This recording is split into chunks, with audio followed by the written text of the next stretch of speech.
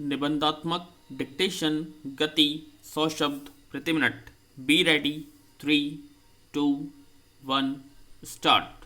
माँ सरस्वती की वंदना से लेकर गुरुकुल में योग्य गुरुओं से मौखिक शिक्षा पाने वाले इस देश में शिक्षा का कितना महत्व है यह सर्वविदित है।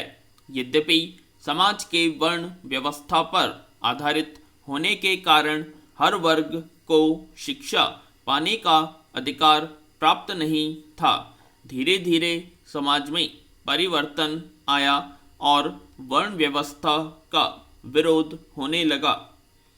आज के समाज में शिक्षा का अधिकार मौलिक अधिकार बन गया है। भारतीय संविधान के अनुसार हर नागरिक को शिक्षा पाने का अधिकार है, चाहे वह किसी भी जाति या धर्म का हो। वर्तमान में समाज का ढांचा ऐसा बन गया है कि जिसके पास साधन है वही शिक्षा और विशेष रूप से अच्छी शिक्षा प्राप्त कर सकता है। देश में तेजी से बढ़ रही जनसंख्या के कारण शिक्षा पाने वालों के अनुपात में अशिक्षित लोगों की संख्या अब भी बहुत ज़्यादा है। पैरा गुरुकुल के पवित्र वातावरण में वैदिक शिक्षा प्राप्त करने का समय अब नहीं रहा। देश में अंग्रेजों के आगमन के बाद से उनकी पाश्चात्य सभ्यता का प्रभाव हमारी संस्कृति के हर क्षेत्र पर पड़ा। जहां एक ओर बड़े शहरों में खोले गए मिशनरी स्कूल तथा उनके बाद इंग्लिश माध्यम पब्लिक स्कूलों का बोलबाला रहा, वहीं गांव देहात में सरकारी स्कूल खोलने का जिम्मा सरकार ने उठा लिया। जनसंख्या बढ़ने के साथ साथ आज शहरों में यह दशा है कि पब्लिक स्कूल गली गली में दुकानों की तरह खुल गए हैं। किसी भी कॉलोनी के हर मोड़ पर आपको एक पब्लिक स्कूल का बोर्ड टंगा जरूर नजर आएगा। राम इन बोर्डों को देख विदेश से आया कोई भी व्यक्ति एक बारगी यहाँ के शिक्षा स्तर को लेकर जरूर भ्रमित हो जाएगा। पैरा देश के कुछ नामचीन स्कूलों के नाम लिए जाएं तो वहाँ पर पढ़ने वालों के सिर गर्व से ऊंचे हो जाते हैं। इन स्कूलों में जहाँ उच्च कोटि की शिक्षा दी जाती है वहीं बच्चों के व्यक्तित्व के सर्वांगीण विकास पर भी ध्यान दिया जाता है। ऐसे स्कूलों के विद्यार्थी अपने शिक्षकों को इसलिए सम्मान देते हैं कि उन्होंने जो सबक पढ़ाया वह उनके जीवन भर याद रहा या उनके पढ़ाने का तरीका इस प्रकार होता है कि वे उस चीज को जीवन भर याद रख सकेंगे। आज ऐसे शिक्षा संस्थानों की देश में कितनी संख्या है यह बताने की जरूरत नहीं है। 2.5 या 3 वर्ष का बच्चा जब नर्सरी स्कूल में भेजा जाता है तो उसके अभिभावक के मन में ढेर सारी आशाएं होती है, क्योंकि बच्चे के जीवन की यह पहली सीढ़ी है। अतः नर्सरी व केजी क्लास पढ़ाने वाली शिक्षिकाओं को बहुत अहम भूमिका निभानी होती है। इन छोटी कक्षाओं में स्कूल का वातावरण बच्चों के लिए एक सुखद अनुभूति का होना चाहिए। पैरा खेल खिलौने तथा संगीत आदि के द्वारा मनोरंजन व शिक्षा का सही समन्वय होना नर्सरी स्कूल के लिए अति आवश्यक है।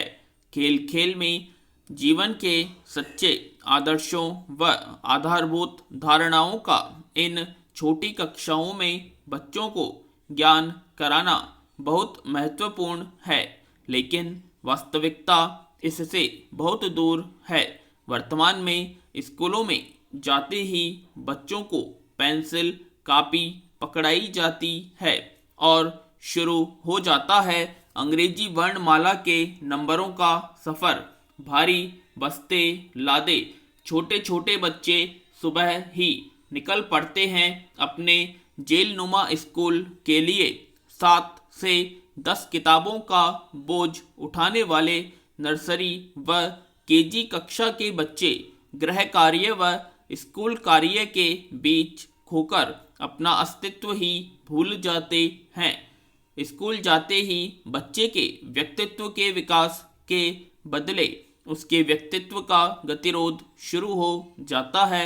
गली में खुल रहे पब्लिक स्कूलों में भी होड़ मची हुई है। वे अपने यहाँ अधिक से अधिक पाठ्यक्रम रखने में अपनी शान समझते हैं। इन स्कूलों का मानना है कि जितने छोटे बच्चों को जितने ज़्यादा विषय पढ़ाएंगे उसी से उनकी काबिलियत का पता चलेगा। उधर अभिभावक इस होड़ में रहते हैं कि हमारा बच्चा किसी से पीछे न रह जाए, इसलिए उसे ट्यूशन के अलावा घर पर भी पढ़ाने का दुगुना दबाव डालते हैं।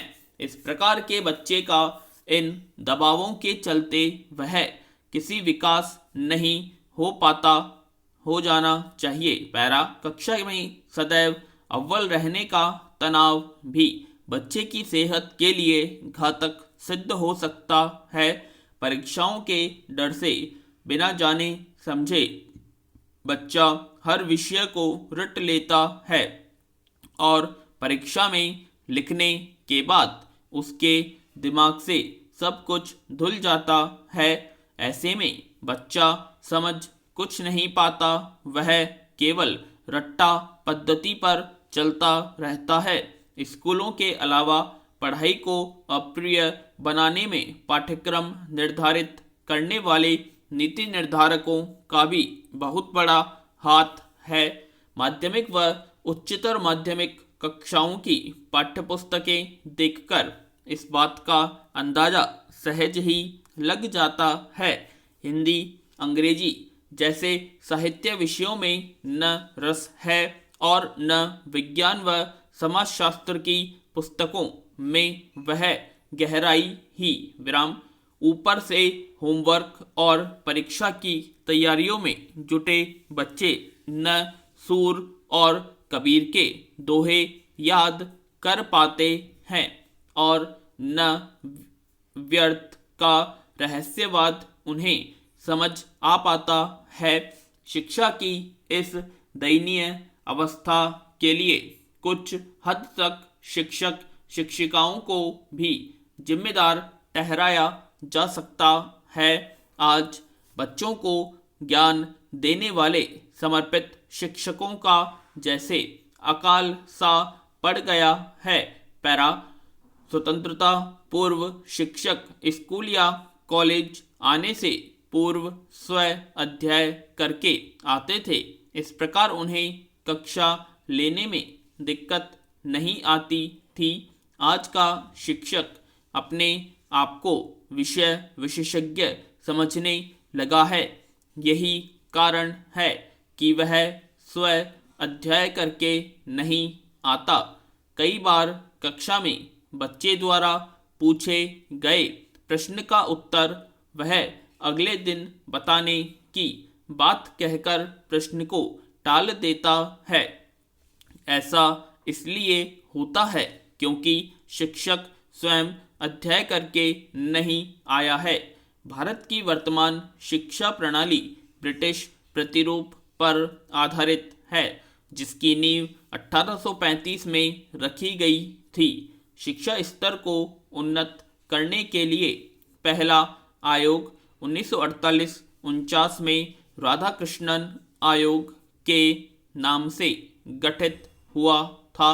इसके बाद वर्ष 1952 में दूसरा आयोग गठित हुआ। इस आयोग को मुदालियर आयोग का नाम दिया गया इनमें राधाकृष्णन आयोग ने विश्वविद्यालयी शिक्षा क्षेत्र में काम किया, जबकि उसे प्राथमिक शिक्षा के लिए यदि गठित किया जाता तो शायद अगले आयोगों की सार्थकता बढ़ती। शिक्षा को व्यवसायीकरण करने की सिफारिश सबसे पहले कोठारी आयोग ने की थी। इस आयोग ने 1964 से 66 के बीच कार्य किया।